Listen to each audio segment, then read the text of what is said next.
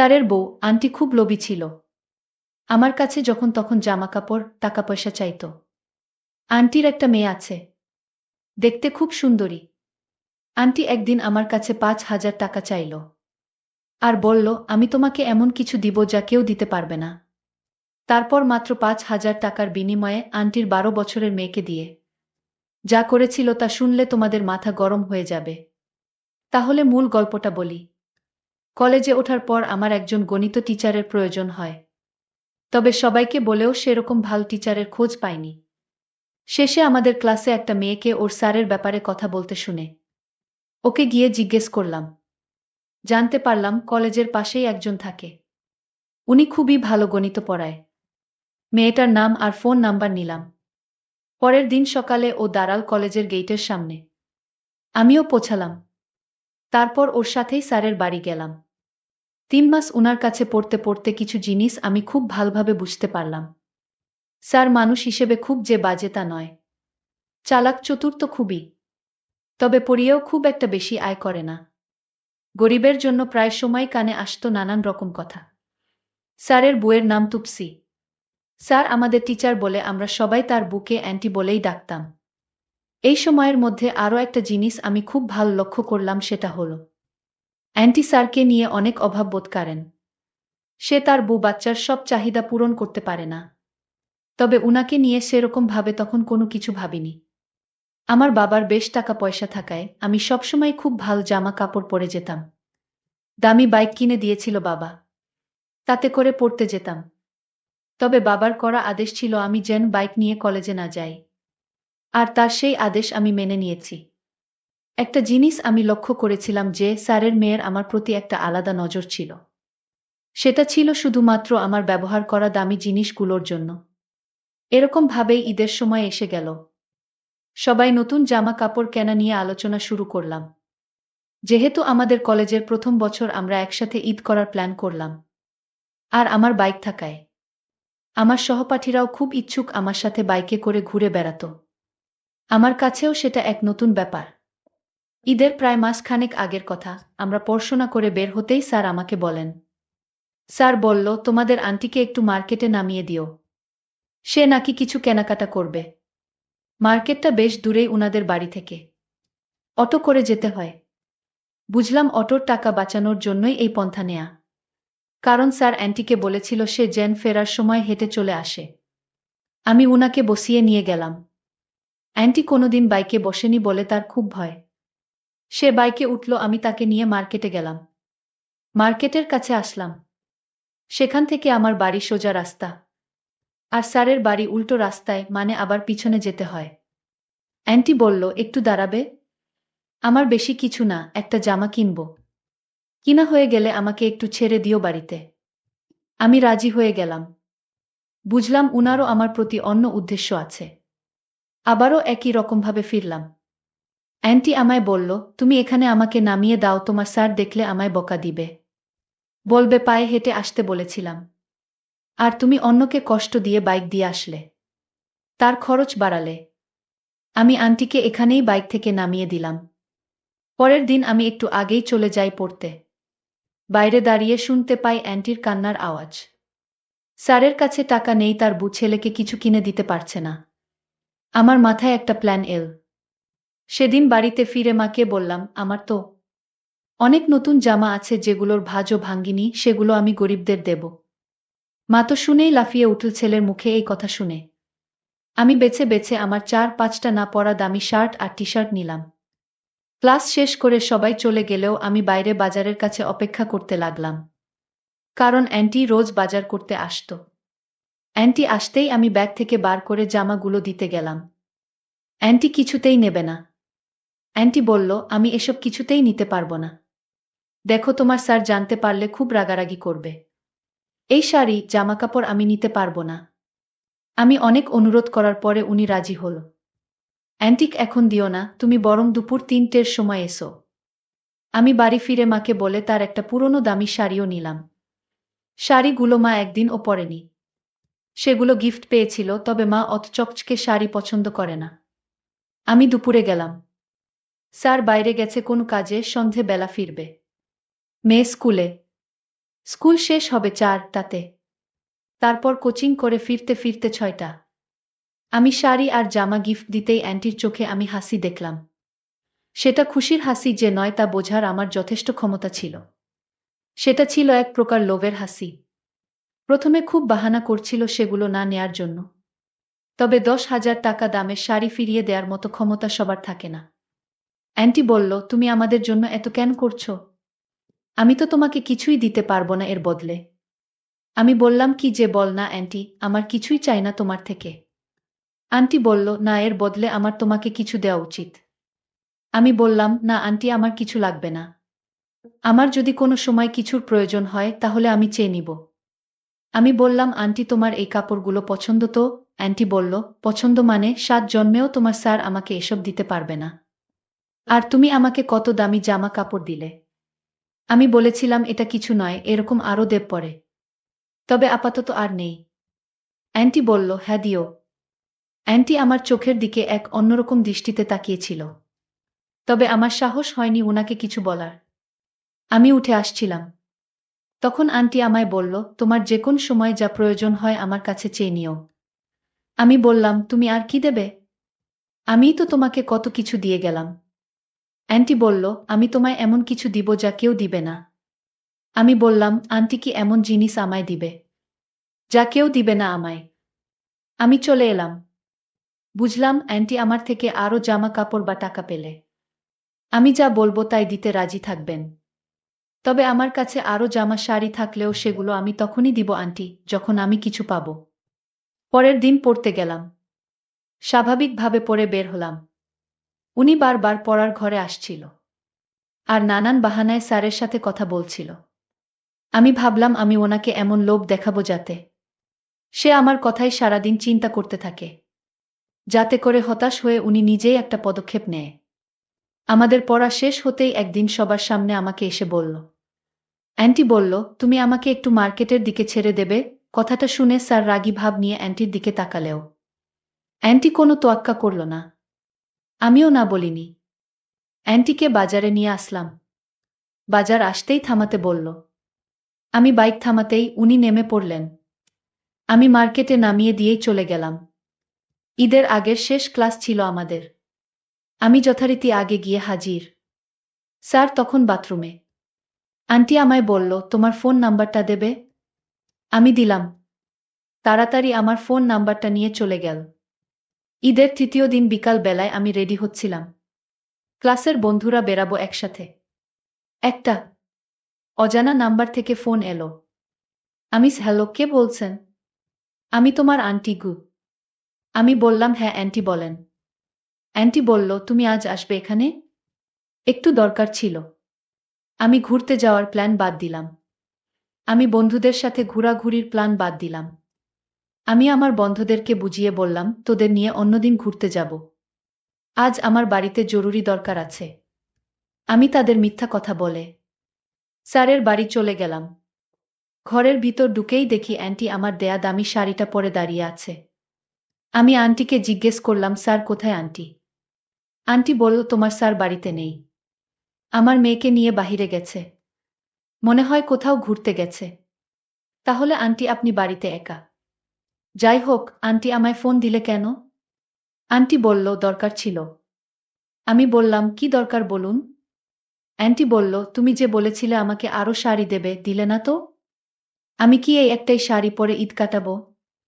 আমি বললাম, তুমিও তো বলেছিলে আমাকে এমন কিছু দেবে যা অন্য কেউ দিতে পারবে না, কিন্তু দাওনি তো। অ্যান্টি বলল, এই ব্যাপার বুঝি? আমি বললাম, হ্যাঁ তাই। আন্টি তখন আমায় বলল, আচ্ছা তুমি আমায় কিছু টাকা দিতে পারবে? আমি বললাম, কত টাকা? আন্টি বলল, আমার 5,000 টাকা হলে হবে। পরে আবার দিয়ে দিব তোমায়। আমায় বিশ্বাস করে টাকাটা দাও। আমি বললাম, আন্টি আমি তোমায় টাকা দিব কিন্তু টাকা ফেরত নিতে পারবো না। যদি ফেরতের কথা বলেন তাহলে আমি টাকা দিতে পারবো না। আচ্ছা বাবা, ঠিক আছে, আমি তোমাকে টাকা ফেরত দিব না। এখন খুশি?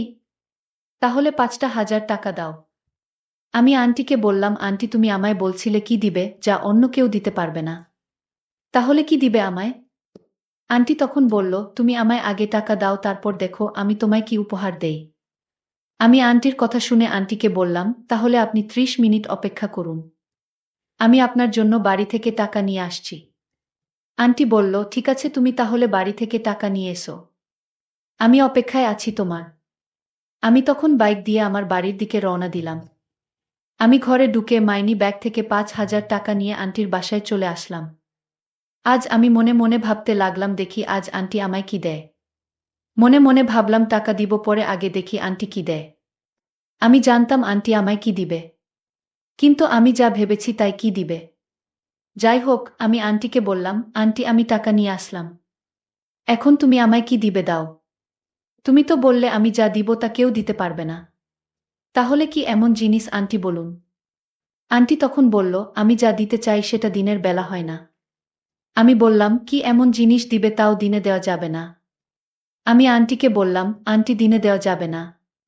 আন্টি বলল, না, দিনে দেওয়ার নিয়ম নেই। আমি আন্টির মুখে এমন কথা শুনে অবাক হলাম। আমি তো চিন্তায় পড়ে গেলাম। দিনের বেলায় হবে না। আচ্ছা ঠিক আছে আন্টি, আপনি টাকাটা রাখুন। আপনার যখন সুবিধা হয় আপনি দিয়েন। আমি কিন্তু টাকার কথা বলছি না। আপনি আমায় কি জানি দিবেন রাতের বেলায়। আমি সেইটা নিতে চাই। তারপর আন্টি বলল, এখন তুমি বাড়ি যাও, সন্ধ্যায় আবার এসো। আজ আমাদের বাড়িতে তোমার থাকতে হবে। তাহলে আমি দিতে পারবো। আমি বললাম, কোন সমস্যা নাই আন্টি। আমি সন্ধ্যায় আসছি তোমাদের বাড়িতে। আমি যখন আন্টির বাড়ি থেকে বের হলাম, আন্টি তখন আমায় বলল, দাঁড়াও, আসার সময় বাজার থেকে বা ফার্মেসি থেকে ১ প্যাকেট ফুটকা নিয়ে এসো। আমি আন্টির কথা শুনে অবাক হয়ে গেলাম। আমি আন্টিকে বললাম, আন্টি ফুটকা দিয়ে কি হবে। আরে বোকা, তোমায় যা বলছি তা নিয়ে এসো। আমি বুঝেও না বুঝার ভান করলাম আন্টির সামনে। আমি তো আর এখন ছোট নয় যে বুঝি না। আমি সবই বুঝি। যাই হোক, আমার মনের ভিতর কেমন জানি ভয় ভয় করছে। আমি সন্ধ্যার আগে গোসল করে খেয়ে নিলাম। তারপর শরীরের পারফিউম দিলাম। তারপর ফুটকাটা নিয়ে আন্টির বাসায় চলে গেলাম। আমি আন্টির বাসায় ঢুকতেই আন্টি বলল, তুমি তো দেখি জামাই সেজে গেছ। বাহ, আজ তোমাকে অনেক সুন্দর লাগছে। আমি আন্টিকে বললাম, কি যে বলেন। আন্টি বলল, এত লজ্জা কিসের, তুমি তো আমার ছেলের মতো। আমি আন্টির কথা শুনে ভাবলাম, কি বলে আন্টি এসব। তাহলে আমি যা ভেবেছি তা কি মিথ্যা হতে চলেছে নাকি। আমি তো কিছুই বুঝতে পারি না। দেখি কি হয়, আল্লাহ ভরসা। আন্টির একটা মেয়ে আছে, খুব সুন্দরী। এইবার ইন্টার সেকেন্ড ইয়ারে পড়ে। আমি আন্টিকে বললাম, আন্টি এই নাও, তুমি ফার্মেসি থেকে আনতে বলেছিলে, নিয়ে আসলাম। আমি আন্টিকে বললাম, আন্টি কি দিবে দাও। আন্টি বলল, এত পাগল হইছো কেন। রাত পোয়াতে তো অনেক বাকি। হঠাৎ দেখলাম স্যার তার নিজের মেয়েকে সাজিয়ে নিয়ে আসলো। আন্টি বলল, আমার মেয়েকে তোমার সাথে বিয়ে দিতে চাই। আমি জানি তুমি মনে মনে তাকে ভালোবাসতে। আর তাই আমি তোমার মতো ভালো ছেলে হাতছাড়া করতে চাই না। আমি আজ আমার মেয়েকে উপহার হিসেবে তোমাকে দিলাম, মানে তুমি রাজি থাকলে তাকে তোমার সাথে বিয়ে দিব। আমি মনে মনে যা চিন্তা করছিলাম, দর্শক বন্ধুরা তোমরা হয়তো বুঝতে পেরেছ। কিন্তু আমি যা চিন্তা করছি সব ভুল চিন্তা। সব আমার মনের ভুল ধারণা। যাই হোক, আমিও আন্টির কথায় রাজি হলাম। তাদের সম্মতিতে আমি তাকে বিয়ে করে ফেললাম। বন্ধুরা, আজকের গল্পটি কেমন লাগলো তা অবশ্যই কমেন্ট করে জানাতে ভুলবেন না। ধন্যবাদ।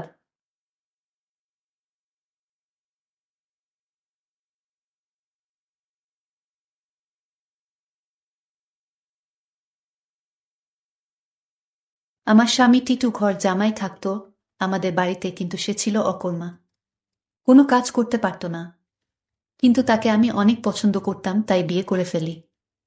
আমার মেজ ভাবির সন্তান হতো না। তাই আমার মেজ ভাই সবসময় মনমরা হয়ে থাকত। আর ভাবিকে বলতো, তোকে ছেড়ে দিয়ে আরও একটা বিয়ে করব। কিন্তু হঠাৎ একদিন রাতে লক্ষ্য করলাম আমার স্বামী টিটু মেজ ভাবির ঘর থেকে বের হচ্ছে। তার কিছুদিন পর ভাবি মহতে যাচ্ছেছ। আমি তা শুনে আমার মাথা ঘুরে গেল। তাহলে কি আমার স্বামী ভাবিকে? তাহলে মূল ঘটনাটা খুলে বলি। মাঝরাতে পানি খেতে উঠে নিজের স্বামীকে মেজো ভাবির ঘর থেকে বের হতে দেখে চমকে উঠল দিবারা। মেজো ভাইয়া ৪ দিন হলো ঢাকায়। এখন ভাবি একা ঘরে। আমার স্বামী এত রাতে মেজো ভাবির ঘরে কি করতে গিয়েছিল সেটা জানার জন্য আমার মাথায় ঘুরপাক খাচ্ছে। এই ঘরের দিকে স্বামীকে আসতে দেখেই দরজা ভিজিয়ে দিয়ে বিছানায় উঠে ঘুমানোর অভিনয় করল দিবারা। তার স্বামী দরজা ঠেলে সন্তর্পণে হেঁটে এসে বিছানায় তার পাশে শুয়ে পড়ল। দিবারা এই বাড়ির মেয়ে, তার স্বামী ঘরজামাই। দিবারা জানে কোনো রকম অপরাধ করলে তাকে সহ তার স্বামীকে এই বাড়ি থেকে বের করে দিবে ভাইয়েরা। তাই এই ব্যাপারে আর কোনো কথা বলে না দিবারা। পরের দিন সারাদিন মুখ কালো করে রাখলেও তার স্বামী টিটুকে এই বিষয়ে কিছুই জিজ্ঞেস করে না সে। তারপরের রাতে দিবারা আর কিছুতেই ঘুমাতে পারে না। তার বিশ্বাস তার মেজ ভাই যতদিন শহরে আছে প্রতি রাতেই বোধহয় তার স্বামী মেজ ভাবির ঘরে গেছে। কিন্তু ঘরে গিয়ে কি করল এটা তো আমি দেখি নাই। শুধু দেখতাম মেজ ভাবির ঘরে যেত। কেন যেত দিবারার মনে সন্দেহর সৃষ্টি হল। তার বিশ্বাসকে সত্যি প্রমাণিত করতেই যেন ধীরে ধীরে টিটু দিবারার পাশ থেকে গড়িয়ে মেঝেতে নামল। এরপর পা টিপে টিপে ঘরের দরজা খুলে বাইরে চলে গেল। রাত এখন কয়টা হবে? 1টা, 2টা। টিটু কোনো কাজ না জোগাড় করতে পারায় ভাইদের উপর নির্ভর করেই বেঁচে আছে তারা দুজন। দিবারা টিটুর এই অর্থ উপার্জনের অক্ষমতাটাই পুষিয়ে দেয়, সারাদিন গাধার মতো বাড়ির কাজ করে। সারাদিন কাজ করায় শরীর এতই ক্লান্ত হয় যে সারারাত মরার মতো ঘুমায় দিবারা। কয়বার টিটু তাপ্পড় দিয়েও দিবারার ঘুম ভাঙাতে পারেনি। তাই রাতে যে দিবারা জেগে থাকতে পারে এমন কোনো ভয় তার ছিল না বলা যায়। আর এই সুযোগে মেজ ভাবির ঘরে যেত। কিন্তু কেন যেত তা আমি কিছুই জানতাম না। পরদিন রাতে দিবারা ঘুমায়নি। সে রাতে জেগেছিল তার স্বামী কি করে তা জানতে। তখনই দেখল দিবারার স্বামী বিছানা থেকে ধীরে ধীরে উঠে গেল। ঘর থেকে বের হয়ে মেজ ভাবির ঘরে গেল। কিছুক্ষণ পর মেজ ভাবির ঘর থেকে চিৎকার শোনা যাচ্ছে। মনে হচ্ছে ভাবির এক অন্যরকম চিৎকার। আমি ভাবতে থাকলাম কি হতে যাচ্ছে এখানে। আমি কিছুটা আন্দাজ করতে পারলাম না আসলে ওই ঘরে কি হচ্ছে। টিটু চলে যেতেই বালিশে মুখ গুজে ফুপিয়ে কেঁদে উঠল দিবারা। সে তার স্বামীকে কত ভালোবাসে। সে কিনা করে সারাদিন তার জন্য, আর সে কিনা তার সাথে বিশ্বাসঘাতকতা করতে পারে। দিবারা ভাবল ওই ভাবির ঘরে কেন আমার স্বামী টিটু যায়, এটা আমার যে করে হোক জানতে হবে। পরের 2 রাত অনেক চেষ্টা করেও জেগে থাকতে পারল না দিবারা। সারাদিনের কাজের ধকলে এতই ক্লান্ত থাকত যে মাঝরাত পর্যন্ত বিছানায় শুয়ে জেগে থাকা তার পক্ষে অসম্ভব ছিল। তারপরে যখন মেজো ভাই চলে এলো তখন থেকে দিবারা কিছুটা নিশ্চিন্ত হল। তারও কয়েকদিন পর এক রাতে গভীর ঘুমে ঘুমিয়ে রয়েছে দিবারা। অনেক ধাক্কাধাক্কি করে তাকে উঠালো তার স্বামী টিটু। ঘুম জড়ানো ক্লান্ত কণ্ঠে দিবারা বলল, কি হয়েছে? এত রাইতে ডাকেন কেন? লাইটটা একটু জ্বালাও তো। সারাদিন কাম কইরা কুল পাই না। উনি আছেন তার চিন্তায়। এখন ঘুমান। এই বাড়ির সবচেয়ে অবস্থাপন্ন বলা যায় মেজু ভাই শহীদকে। তার স্ত্রীও অবস্থাসম্পন্ন ঘরের মেয়ে। শহীদ মিয়ার বড় চালের আড়তের ব্যবসা। গ্রামের দিকে হলেও শহীদের ঘরটা দেখার মতো। ইট সিমেন্টের দেয়াল আর টিনের দোচালা।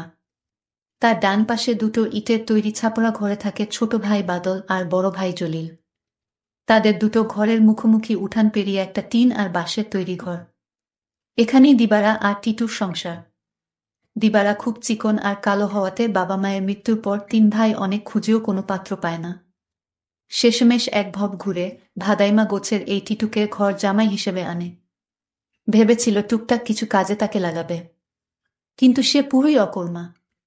সেই দিনের প্রায় 1 মাস পর বাড়িতে বিরাট উৎসবের মতো আয়োজন হলো। দিবারার ছোট ভাইয়ের 2টা আর বড় ভাইয়ের 3টা সন্তান হলেও মেজ ভাই বিয়ের 4 বছর পরেও সন্তানের মুখ দেখতে পারেননি। মেজ ভাই আরেকটা বিয়ে করবেন কিনা এটা নিয়ে চিন্তা ভাবনা করছিলেন। যে স্ত্রী তাকে সন্তানের মুখ দেখাতে পারবে, মেজ বউকে তাহলে এই বাড়ি ছেড়ে চলে যেতে হতো। ঠিক এই সময়েই আনন্দ সংবাদটা পেল সবাই। মেজ বৌমা হতে চলেছে। মেজ ভাইয়া আর ভাবির আনন্দ দেখে কে। এই উপলক্ষেই এই উৎসব আয়োজন। দিবারা যখন আনন্দের সাথে টিটুকে এই খবরটা দিল তখন সে সামান্য একটু মুচকি হেসে বলল, ভালোই তো। শুনছিলাম কোনো ফকিরের কাছ থেকে পানি পড়া নিচ্ছে। ফকিরটা কামেল। সেও কি যাবে নাকি সেই ফকিরের কাছে? কোথায় থাকে সে? যেখানেই থাকুক, তুমি যাবে কি না সেটা বলো। দিবারা বলল, আমার দরকার নাই। আমি সবই বুঝি, তুমি ভাবিরে ফকিরের কাছ থেকে পানি পড়া এনে দাও, এটা তোমার বানানো কথা। এটা আমি বিশ্বাস করি না। দিবারা আরো বলল, আমি একদিন তোমার এই রহস্য খুঁজে বের করব। আর যেদিন তুমি ধরা পড়বে সেদিন বুঝতে পারবে তোমার কি অবস্থা হয়। টিটু তখন বলেছিল, তুমি আমারে বিশ্বাস করো না। দিবারা বলল, করি, কিন্তু তুমি তোমার প্রতি আমার বিশ্বাস দিন দিন উঠে যাচ্ছে। যতদিন পর্যন্ত আমি জানতে না পারবো তুমি মেজ ভাবির ঘরে কেন যাও, ততদিন পর্যন্ত তোমার প্রতি আমার আর বিশ্বাস হবে আর হবে না। দিবারা এই কথা বলে ঘুমাতে গেল। তার স্বামী টিটু তার সাথে শোয়া ছিল, কিন্তু হঠাৎ করেই দেখল তার স্বামী বিছানায় নাই। তখন দিবারা চিন্তা পড়ে গেল, আজও চলে গেল।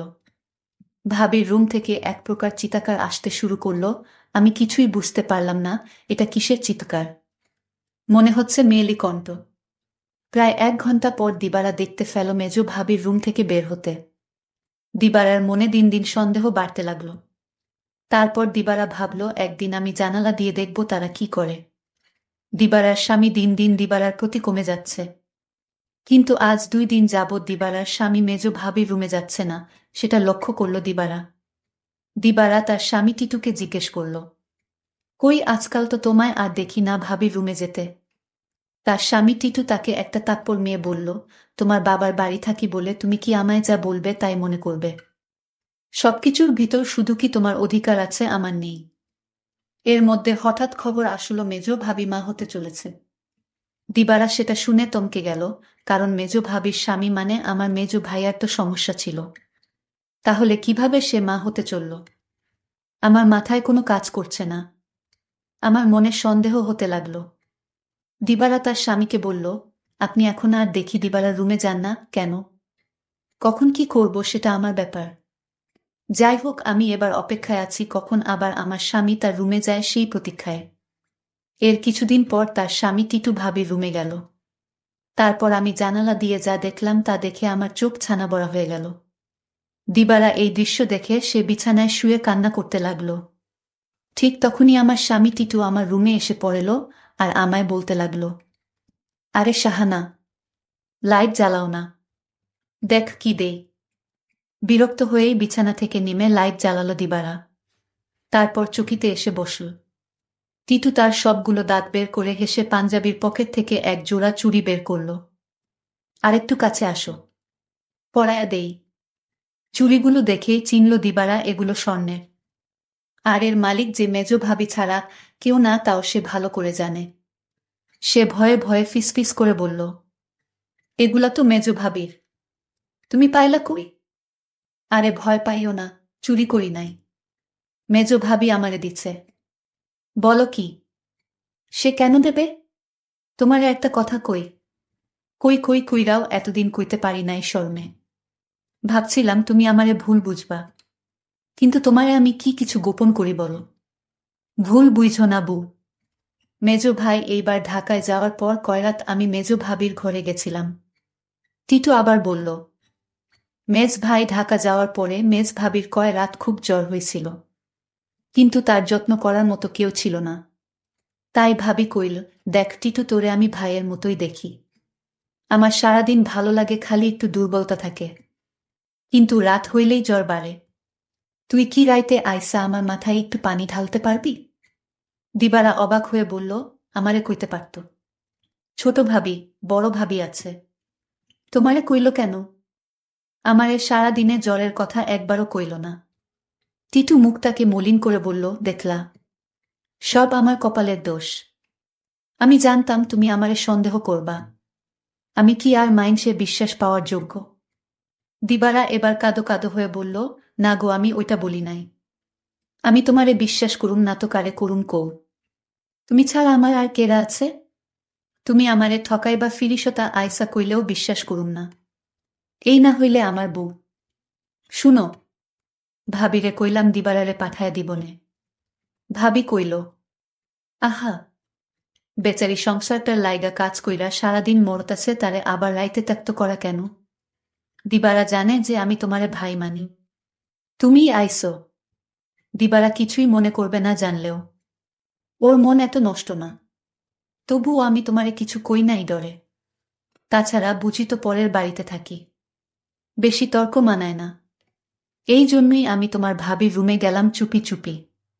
কারণ রাতে তোমার ভাবির মাথায় পানি না দিলে কি তখন জ্বর ছাড়ত? আমি যদি ভাবির পাশে না থাকতাম আর মাথায় পানি না দিতাম তাহলে জ্বরে মইরা যাইত।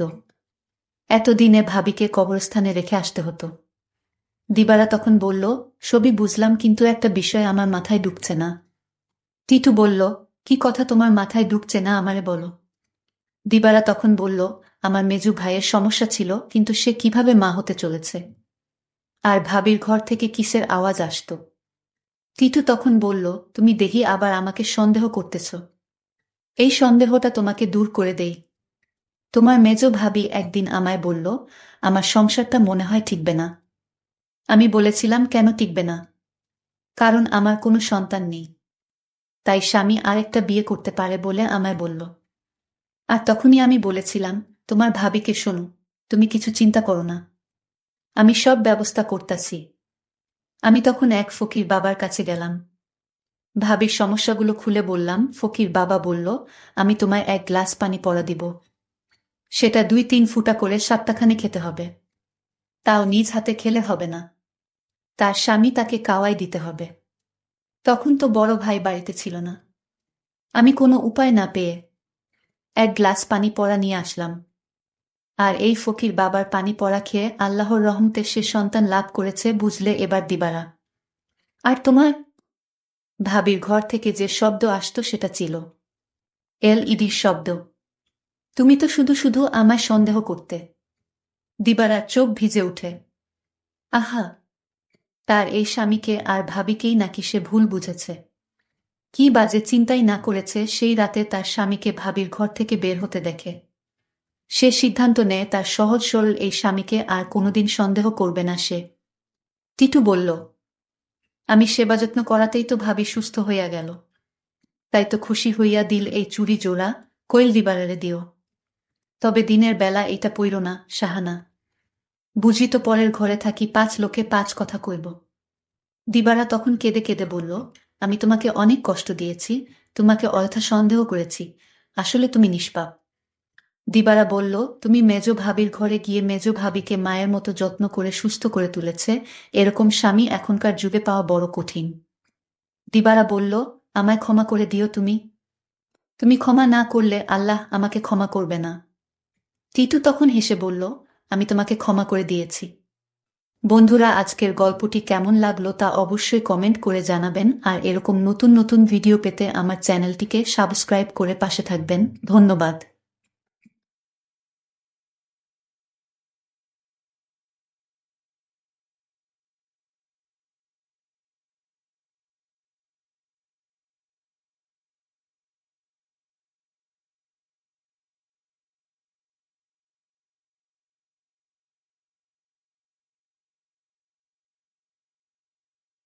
রাতে শাশুড়ি মা ঘরে ঢুকে হেসে বললেন, তোমাকে একটু চিন্তিত দেখাচ্ছে, কিছু হয়েছে নাকি? আমি তাড়াতাড়ি উত্তর দিলাম, না শাশুড়ি মা, কিছু হয়নি, আমি ভালোই আছি। তিনি তখন আমার পাশে এসে বসলেন এবং বললেন, তাহলে এত ভাবছ কেন? তারপর ধীরে ধীরে আমার মাথায় হাত বুলিয়ে বললেন, এভাবে মন খারাপ করো না। তার আন্তরিক ব্যবহার ধীরে ধীরে আমাকে স্বস্তি দিতে শুরু করল, যেন সবকিছু একটু চিন্তা হালকা হয়ে গেল। আমি কিছুক্ষণ চুপ করে থাকলাম, মনের মধ্যে এক অদ্ভুত প্রশান্তি ভর করেছিল। এক সন্ধ্যায় আমি ক্লান্ত শরীরে নিজের ঘরে শুয়ে বিশ্রাম নিচ্ছিলাম। চোখ বন্ধ করে শুয়েছিলাম, যেন সারাদিনের ক্লান্তি কাটানোর চেষ্টা করছিলাম। ঠিক সেই সময় শাশুড়ি মা এসে আমার পাশে এসে বসে রইলেন। তিনি কিছু না বলে চুপচাপ আমাকে লক্ষ্য করতে লাগলেন। কিছুক্ষণ পর তিনি বিছানার চাদরটা নিয়ে আলতোভাবে আমার গায়ে দিলেন। তারপর ধীরে ধীরে আমার মাথায় হাত বুলাতে লাগলেন। যেন তার স্নেহময় স্পর্শে আমি স্বস্তি পাই এবং আরাম বোধ করি। তিনি আমার অনেক যত্ন নিতেন, আমি তাকে বারণ করতে চাইছিলাম। আমার কিছু বলার আগেই শাশুড়িমা হঠাৎ করে আমার ঠোঁটের সামনে আঙুল রাখলেন। তিনি মৃদু কণ্ঠে বললেন, এই মুহূর্তে কিছু বলার প্রয়োজন নেই, বরং তোমার মাথায় একটু হাত বুলাতে দাও। এতে তোমার শরীরের ক্লান্তি কমে যাবে। আমার মনে তখনও কিছুটা অস্থিরতা ছিল। তিনি আবারও বললেন, অনেকদিন ধরেই কিছু বলার চেষ্টা করছিলাম, কিন্তু কখনো সাহস করে তোমাকে বলতে পারিনি। তারপর তিনি, হ্যালো বন্ধুরা, তোমাদের সকলকে আমাদের আজকের একটি রোমাঞ্চকর গল্পে স্বাগতম। আশা করছি গল্পটি তোমাদের ভালো লাগবে। গল্পটি শুরু হয় যখন আমি শহরে এসে শ্বশুরবাড়িতে থাকতে শুরু করি। আমার বয়স তখন ২৪ বছর। আমার মা-বাবা অনেক কষ্ট করে আমাকে উচ্চশিক্ষা দিয়েছিলেন। পরে আমি চাকরি পেয়ে শ্বশুরবাড়িতে চলে আসি। আমার বাড়িতে মা-বাবা এবং স্ত্রী ছিলেন, তবে দুঃখজনকভাবে আমার স্ত্রী ১ বছর আগে একটি অসুস্থতার কারণে আমাদের ছেড়ে চলে যান। তখন আমার শাশুড়িমা শহরে একাই থাকতেন, কারণ আমার শ্বশুর বিদেশে চাকরি করতেন। আমার শাশুড়িমায় মা-বাবাকে বলেছিলেন, কুনাল জামাইকে আমার কাছে পাঠিয়ে দাও, সে এখান থেকে নিজের দায়িত্ব পালন করতে পারবে। মা-বাবা ভেবেছিলেন এটা আমার জন্য ভালো সিদ্ধান্ত হবে, কিন্তু তারা জানতেন না যে এর পেছনে অন্য কোনো উদ্দেশ্য লুকিয়ে আছে।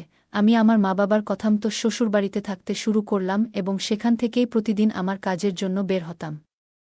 শাশুড়িমা প্রথম থেকেই আমার সাথে খুবই বন্ধুভাবাপন্ন আচরণ করতেন।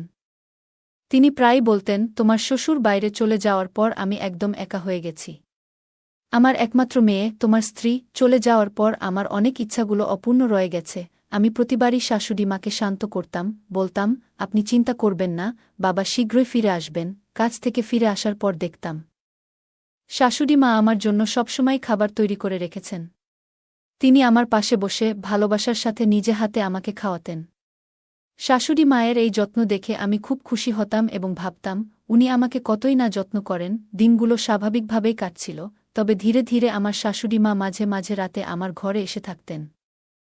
তিনি কখনো কখনো আমার মাথায় হালকা করে হাত বুলিয়ে বিশ্রাম নিতে সাহায্য করতেন, যা আমাকে মাঝে মাঝে একটু বিভ্রান্ত বা অপ্রস্তুত করে দিত।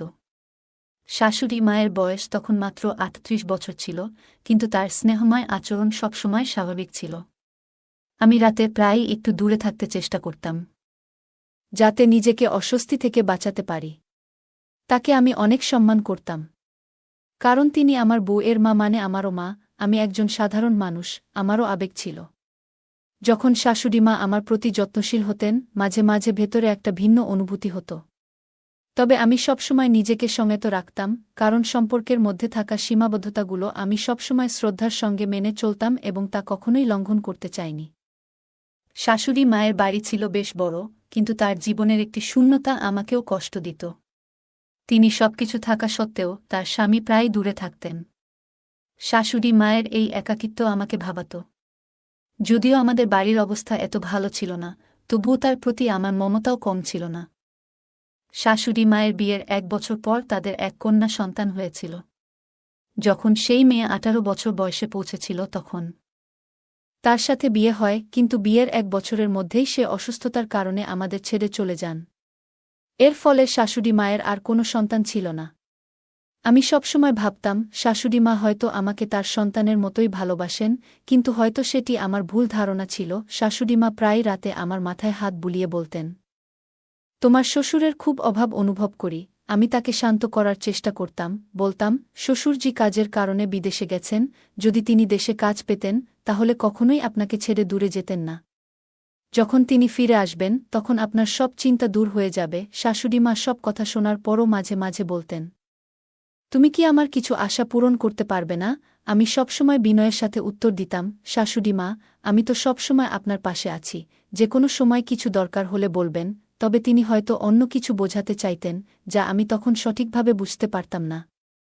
যদি আমি আগেই তার ইঙ্গিতগুলো বুঝতে পারতাম, তবে হয়তো ভবিষ্যতে এত জটিল পরিস্থিতিতে পড়তে হতো না। এক গ্রীষ্মের দিনে আমি কাজ থেকে একটু তাড়াতাড়ি বাড়ি ফিরেছিলাম। প্রচণ্ড গরমে আমি পুরো ঘামে ভিজে গিয়েছিলাম, তাই দ্রুত আমি যখন শাওয়ার নিয়ে বাইরে এলাম, দেখি শাশুড়িমা ঘরের মধ্যে বসে আছেন, হাতে একটা তোয়ালে এবং আরেক হাতে ঠান্ডা শরবতের গ্লাস। তাকে দেখে আমি জিজ্ঞাসা করলাম, আপনার কি কিছু দরকার ছিল? তিনি হেসে বললেন, না, তুমি এত গরমের মধ্যে কাজ থেকে ফিরেছ, তাই তোমার জন্য ঠান্ডা শরবত এনেছি। তিনি শরবতের গ্লাস নিয়ে আমার পাশে এসে বসলেন এবং আমার শরীর তোয়ালে দিয়ে মুছতে লাগলেন। আমার একটু অস্বস্তি হচ্ছিল, তবে আমি চুপচাপ দাঁড়িয়ে রইলাম।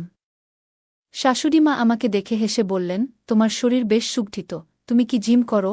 আমি হালকা হাসি দিয়ে বললাম, না শাশুড়িমা, ছোটবেলা থেকেই এমনই আছি। তিনি আরও মজা করে বললেন, সুস্বাস্থ্যের প্রতি আমার বরাবরই একটা দুর্বলতা আছে। তার এই কথা শুনে আমি হাসির সাথে বিশ্বাসটা উড়িয়ে দিলাম। আমার শাশুড়িমা দেখতে খুবই সুন্দর ছিলেন, তার রূপ যে কাউকে মুগ্ধ করতে পারত। কিন্তু যখনই তিনি আমার সামনে আসত, আমি সবসময় নিজেকে দূরে রাখার চেষ্টা করতাম। তাই আমি তাড়াতাড়ি শরবতের গ্লাস নিয়ে তাকে বললাম, আচ্ছা, আমি নিজে মুছব, আপনি চিন্তা করবেন না। আমি নিজেই কাজটা করে নিতে পারব, তুমি তো এমনিতেই সারাদিন ঘরের এত কাজ করো। এটা শুনে সে হাসতে হাসতে বলল, এটা তো আমার কর্তব্য, আর এই বলে সে ঘর থেকে বেরিয়ে গেল। সে বেরিয়ে যেতেই আমি গভীরভাবে নিঃশ্বাস ফেললাম। আমি তাড়াতাড়ি উঠে তৈরি হয়ে নিচে লাঞ্চ করতে চলে গেলাম, ডাইনিং টেবিলে খেতে বসেছিলাম। তখন শাশুড়ি মা এসে পাশে বসলেন এবং স্নেহের সাথে আমার হাত ধরে খাবার খাইয়ে দিতে চাইলেন। আমি বিনয়ের সাথে বললাম, আমি নিজেই খেতে পারব, কিন্তু তিনি শোনেননি, বরং নিজের যত্নের মাধ্যমে আমার পাশে ছিলেন।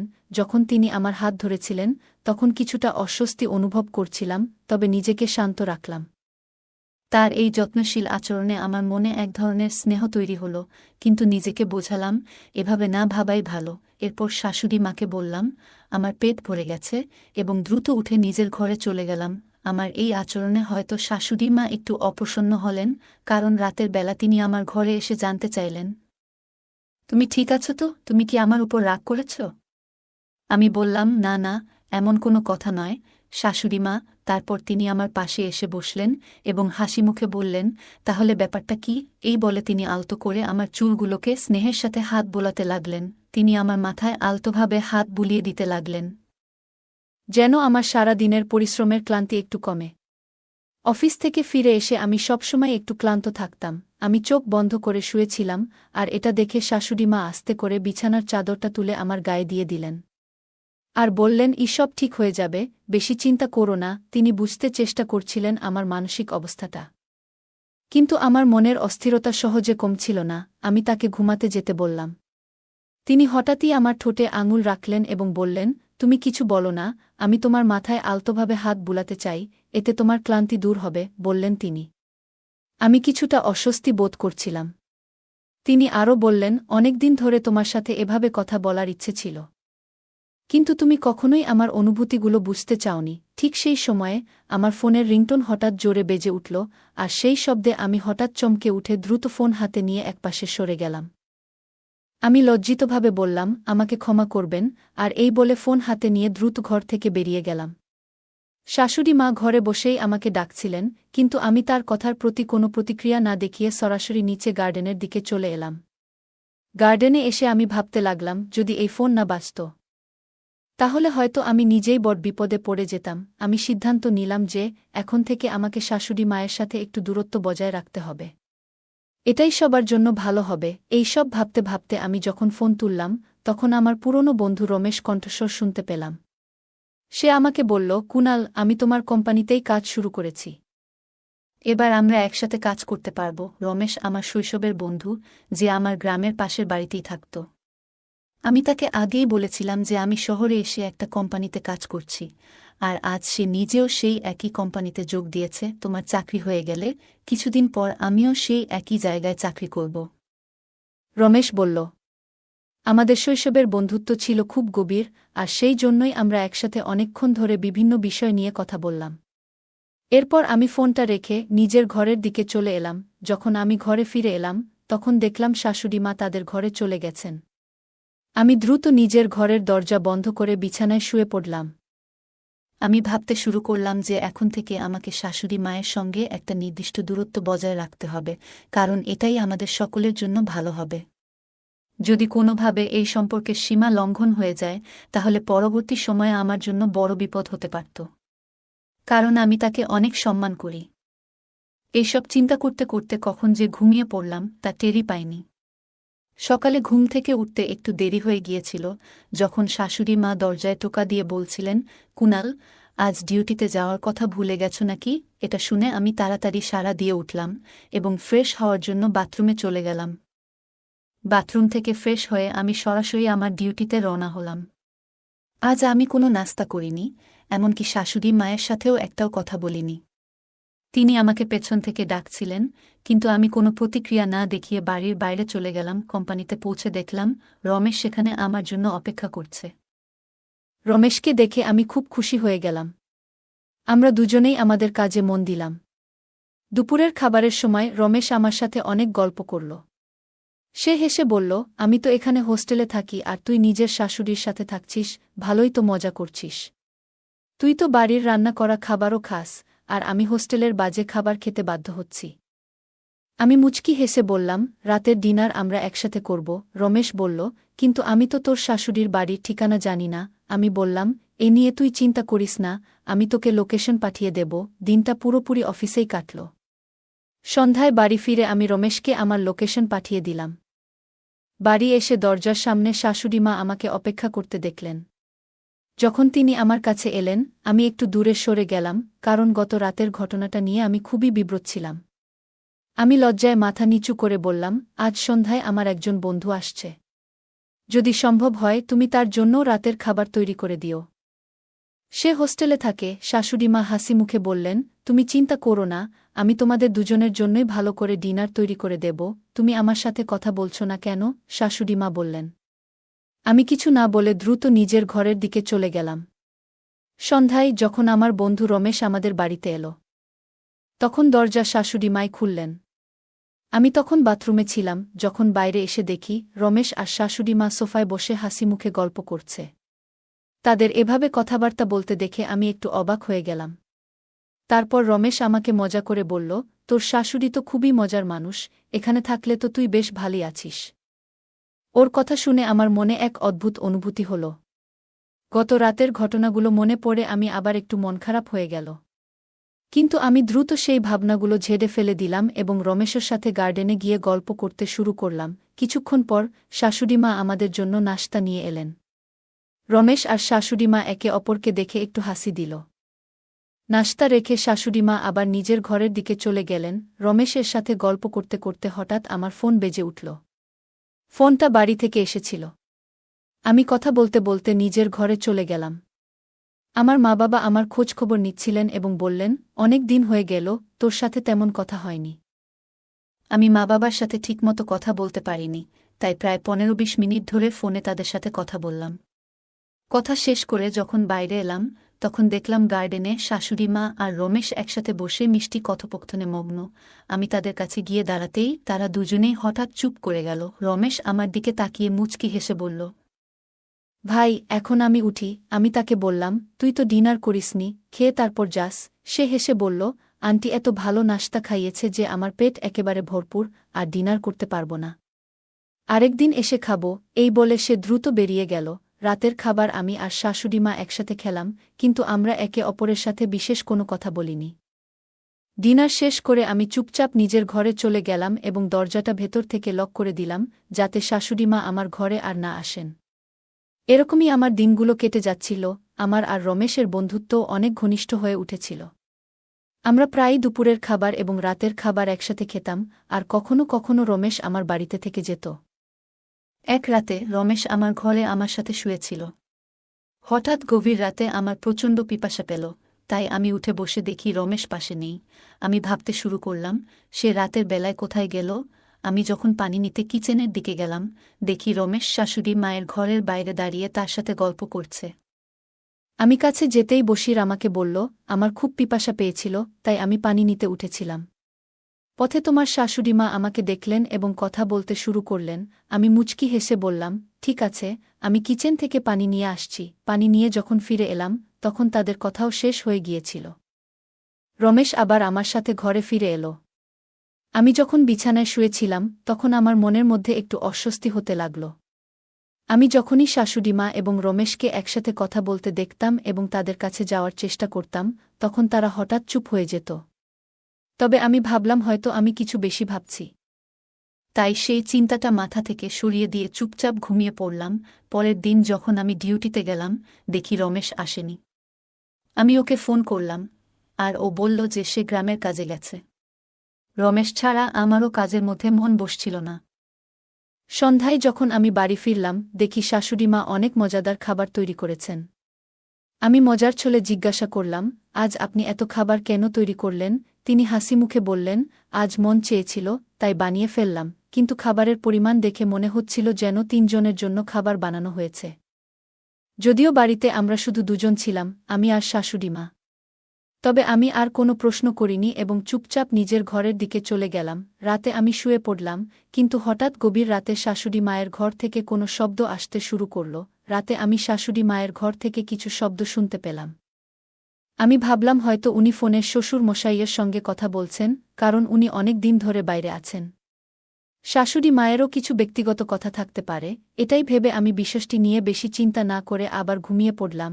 এইভাবেই আমার দিনগুলো কাটছিল, কিন্তু রমেশকে 1 সপ্তাহেরও বেশি সময় হয়ে গেল। সে এখনও ফিরে আসেনি। রাতের বেলা শাশুড়ি মায়ের ঘর থেকে আসা শব্দগুলো আমাকে বেশ অস্থির করত, কিন্তু আমি ভাবতাম উনি হয়তো নিয়মিতই ফোনে কথা বলছেন, তাই আমি বিষয়টি উপেক্ষা করতাম। প্রতিদিন সকালে আমি রমেশকে ফোন করার চেষ্টা করতাম, কিন্তু সে ফোন কেটে দিত। আমি মনে করতাম হয়তো সে কোনো কাজে ব্যস্ত। ধীরে ধীরে রমেশের কোনো খবরই পাচ্ছিলাম না। সে অফিস আসা বন্ধ করে দিয়েছিল, আর আমার ফোনও ধরছিল না। তবে প্রতিদিন রাতে যখন আমি বাড়ি ফিরতাম, শাশুড়িমা 3 জনের জন্য খাবার তৈরি করে রাখতেন। আমি যখন তাকে জিজ্ঞাসা করতাম, উনি কিছু না কিছু অজুহাত দিতেন। এসব ঘটনা আমাকে অনেকটা চিন্তিত করে তুলেছিল। রাত গভীর, আমি বিছানায় শুয়েছিলাম, কিন্তু হঠাৎ আমার শাশুড়ির কণ্ঠস্বর শুনতে পেলাম। তিনি কারো সাথে হাসি মুখে কথা বলছেন। কৌতূহল ভর করল, এবং মনে হলো একবার গিয়ে দেখে আসি তিনি কার সাথে এত হাসি মুখে কথা বলছেন। কিন্তু আবার নিজেকে সংযত করলাম, ভাবলাম হয়তো শ্বশুরমশাইয়ের সাথেই কথা বলছেন। এসব পারিবারিক ব্যাপারে নিজেকে না জড়ানোই ভালো, তবুও আমার মন কিছুতেই স্থির হচ্ছিল না। শেষ পর্যন্ত অর্ধ ঘণ্টা অপেক্ষা করার পর আমি আস্তে আস্তে দরজা খুলে বাইরে বের হলাম এবং পা টিপে টিপে শাশুড়ির ঘরের দিকে এগোলাম। ঘরটি ভিতর থেকে বন্ধ ছিল। আমি জানালার পাশ দিয়ে উকি দিয়ে দেখলাম শাশুড়ি মশাই কারো সাথে কথা বলছেন। আমি শুনতে পেলাম তিনি বলছেন, তুমি তো ভালোই কুণালকে বোকা বানালে। নিজের নাম শুনে আমি বিস্মিত হলাম এবং ভাবতে লাগলাম, এই মানুষটি কে হতে পারে। আমি একটু এগিয়ে উকি দিয়ে তাকালাম, আর দেখলাম আমার পুরনো বন্ধু রমেশ সেখানে দাঁড়িয়ে আছে। তাকে দেখে আমি একেবারে অবাক হয়ে গেলাম। রমেশ হাসিমুখে শাশুড়ি মায়ের সাথে কথা বলছিল, আর বলছিল, আপনার সৌন্দর্য সবসময় আমাকে মুগ্ধ করেছে। এই দেখে আমি হতভম্ব হয়ে গেলাম এবং বুঝতে পারলাম পরিস্থিতি কিছুতেই স্বাভাবিক নয়। রমেশ আমার অনেক ভালো বন্ধু ছিল, কিন্তু শাশুড়ি মায়ের প্রতি তার এই আচরণ আমাকে অবাক করেছিল। রমেশ বলছিল, কুণালকে আমি মিথ্যে বলছি যে আমি গ্রামের কাজে গিয়েছি। তাদের দুজনের কথা শুনে আমি পুরো ঘটনা স্পষ্টভাবে বুঝতে পারলাম। সবকিছু পরিষ্কার হয়ে গেল। আমি দ্রুত রাগে ফেটে পড়ে দরজার দিকে গেলাম। দরজার কড়া খোলা ছিল, তাই আমি এক ধাক্কায় সেটি খুলে ফেললাম। রমেশ আমাকে দেখে হতবাক হয়ে গেল। সে বলল, কুণাল, তুমি এখানে? আমি বললাম, এটা আমার প্রশ্ন করার কথা। তুমিই বলো, তুমি এখানে কি করছো, তাও এমন রাতে, আমার শাশুড়ির সাথে? রমেশ কিছু বলার চেষ্টা করছিল, কিন্তু আমি আর অপেক্ষা না করে তাকে চড় মারলাম। আমি বললাম, তুমি আমাকে কত মিথ্যে বলবে? তুমি তো আমার ঘনিষ্ঠ বন্ধু ছিলে। আমার সাথে এভাবে প্রতারণা করলে কেন? রমেশ মাথা নিচু করে দাঁড়িয়ে রইল। শাশুড়ি মাও চুপ করেছিল। রমেশ বলল, প্রথমবার যখন আমি তোমার বাড়িতে এসেছিলাম, তখন তোমার শাশুড়ি আমার পাশে এসে বসে আমার সাথে কথা বলা শুরু করলেন। ধীরে ধীরে তার সাথে আমার যোগাযোগ বাড়তে লাগল, এবং একদিন তার নম্বরও আমার সাথে শেয়ার করলেন। এরপর থেকে আমাদের কথাবার্তা বাড়তে লাগল। এক রাতে তিনি আমাকে বাড়িতে ডাকলেন এবং বললেন, কুণালকে মিথ্যে বলো, তুমি গ্রামের কাজে গিয়েছ। তারপর থেকে প্রায় প্রতিদিনই তিনি আমাকে ডেকে আসতেন। এসব কথা শুনে আমার মাথা গরম হয়ে গেল। আমি অবাক হলাম যে শাশুড়ি কেন 3 জনের জন্য খাবার তৈরি করতেন। রমেশ তখন বলল, বিশ্বাস করো কুণাল, এখানে আমার কোনো দোষ নেই। আমি শুধু বিভ্রান্ত হয়েছিলাম। আমি তাকে রাগের সাথে বললাম, তুমি আমাকে ধোঁকা দিয়েছ। আমি রমেশকে বললাম, আর ধোঁকার পরিণাম তুমি খুব ভালোই জানো। আজ থেকে তোমার সাথে আমার আর কোনো বন্ধুত্ব নেই। রমেশ আমার সামনে হাতজোড় করে অনুরোধ করতে লাগল, কিন্তু আমি তার কোনো কথাই শুনলাম না। রাগে ফেটে পড়ে তাকে ঘর থেকে ধাক্কা দিয়ে বের করে দিলাম। এরপর আমি শাশুড়ি মাকে বললাম, আপনি এই কাজ করার আগে একবারও ভাবলেন না? আপনি বিবাহিত, আপনার নিজের স্বামী আছে। শাশুড়ি মা কান্নাজড়িত কণ্ঠে বললেন, তোমার শ্বশুর যখন থেকে দেশের বাইরে গেছে, তখন থেকে একবারও ফিরে আসেনি। সে তো ফোনেও আমার সাথে তেমন কথা বলে না। আমারও কিছু আবেগ আছে, যা পূরণের জন্য একজন স্বামীর প্রয়োজন। কিন্তু যদি স্বামী সঙ্গ না দেয়, তাহলে একজন নারীর আর কি করার থাকে? আমি ধীরে ধীরে শান্ত হয়ে বললাম, আমি বুঝি শ্বশুরমশাই আপনাকে সময় দিতে পারেন না। তিনি দূরে থাকেন, কিন্তু তার সবটাই তো আপনাদের জন্য। তিনি বিদেশে গিয়ে কষ্ট করছেন, যাতে আপনারা এখানে ভালো থাকতে পারেন। আপনি কি কখনো ভেবে দেখেছেন, কত পরিবার এমন আছে যারা টাকার অভাবে দিন কাটায়, না খেয়ে ঘুমাতে যায়? আপনাকে কখনো এমন কষ্ট সহ্য করতে হয়নি। আমার কথা শুনে শাশুড়িমা নিঃশব্দে কাঁদতে লাগলেন। শাশুড়িমা খুব লজ্জিত হলেন এবং কান্নায় ভেঙে পড়লেন। তাকে কিছু না বলে আমি সরাসরি আমার ঘরে ফিরে এলাম। এরপর শ্বশুরমশাইকে একটি বড় মেসেজ লিখলাম। তবে শাশুড়ি মায়ের ঘটনাগুলো আমি শ্বশুরমশাইকে জানাতে পারিনি। কয়েকদিনের মধ্যেই শ্বশুরমশাই আমার মেসেজ পড়ে বাড়িতে ফিরে এলেন। তাকে দেখে শাশুড়িমা প্রথমে খুব খুশি হলেন, কিন্তু ভেতরে ভেতরে শঙ্কিত হয়ে পড়লেন। ভাবতে লাগলেন, হয়তো আমি শ্বশুরমশাইকে সব বলে দিয়েছি। আমি জানতাম, যদি শ্বশুরমশাইকে সব সত্যি বলতাম, তাহলে এই পরিবার হয়তো ভেঙে যেত।